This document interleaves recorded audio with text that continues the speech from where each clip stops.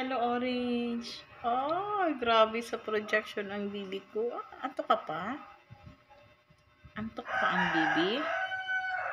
Grabe, ang haba mo talaga. Ang haba ni Orange.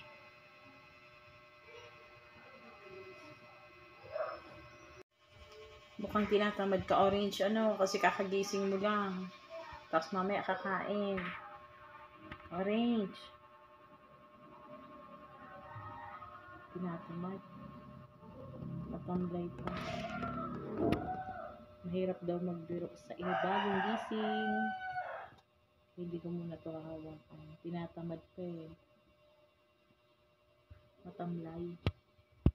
Orange. Orange, baby.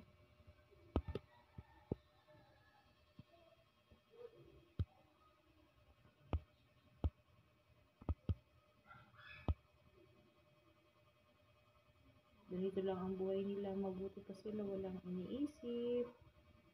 May pagkain na nga ba o wala pa. Kasi pag nag-inarte, ayan, bibigyan agad ng pagkain. Nanay, nag-iingay na din. Kakain na ang bibi? Ha? Kakain na. Bubuksan na natin yung pagkain nyo? Ha? Ito na yung isa. Nag-rub na sa legs ko. Opo. Kakain. Kukunin ko yung pagkain mo. Opo. Halika dito na lang sa gitna.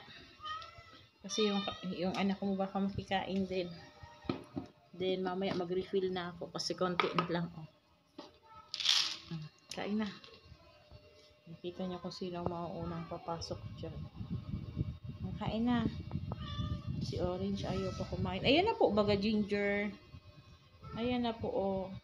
Hinihintay niya yata yung anak niya. Kasi ang ginagawa ni Ginger, pinapauna niya yung anak niya after na makakain si Orange. Siya na rin. Kasi hindi pwede silang sabay pumasok dyan. Mas okay na kasing ganun kasi walang tapon, walang langgam. Matamlay pa si Orange. Kakagising lang.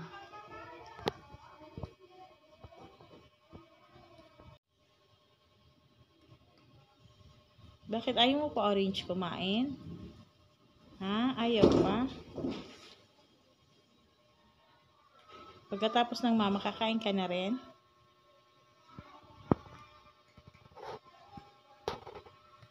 Wala na dito sa amin nakakababa na na butiki. Tsaka wala nang malalaking butiki. Lahat na maliliit. Pag may nakitang butiki si Orange sa upper part ng bahay, talagang halos akala mo lumilipad na talaga siya. Last week, may pinunta lang kami ng asawa ko pagbalik namin gabi. Ay naku, yung rice cooker, tapos yung initan ng tubig, nasa baba na, nasa tiles na. Tapos na-deform na yung yung sa rice cooker. Akala nga namin yung sa initin ng tubig ay nabasag na. Pero functional pa lahat. O, saan pupunta? Hindi pa siya gutom. Etong isa laging gutom kasi may dumidede sa kanya. May 4 na anak. Ginger.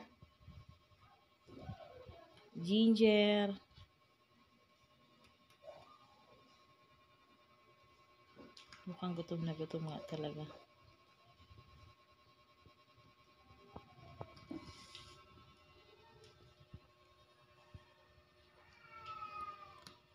Crispy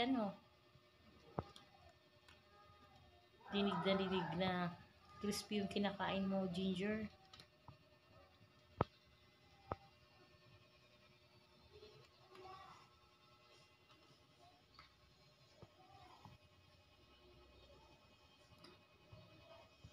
Anong narinig mo? Kain lang kung gutom.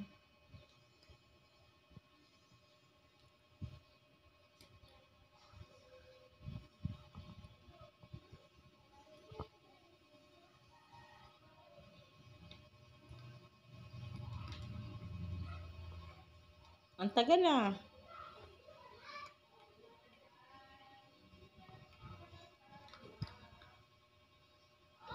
Ang tagal matapos.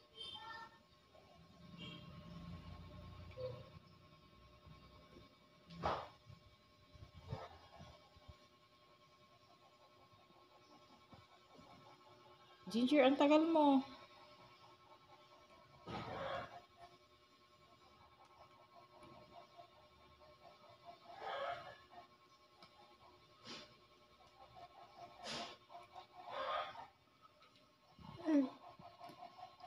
Kakantok.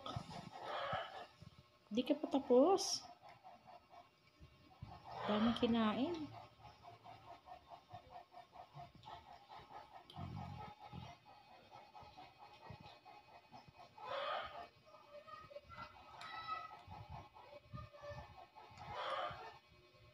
Okay na?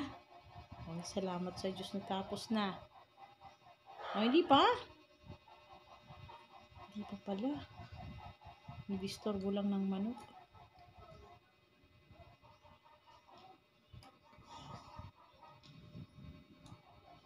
Silipin natin yung isa doon.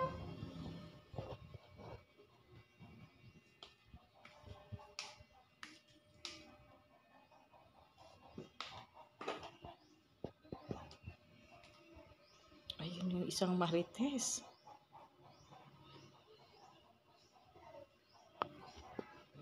Ayun yung isang marites.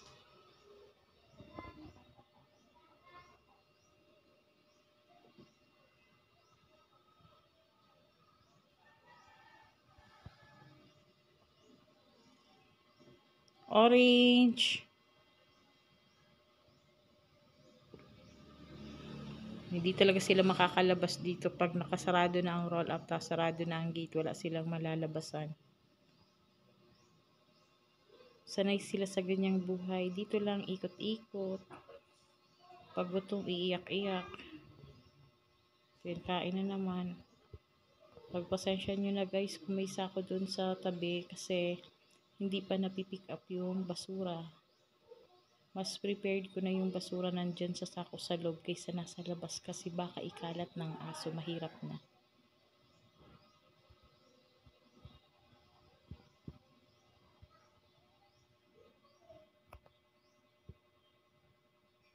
Ayan siya guys. Sige guys, thank you for watching. Paki-support ng aking channel. Paki-like, subscribe, comment and share. Thank you for watching. Bye!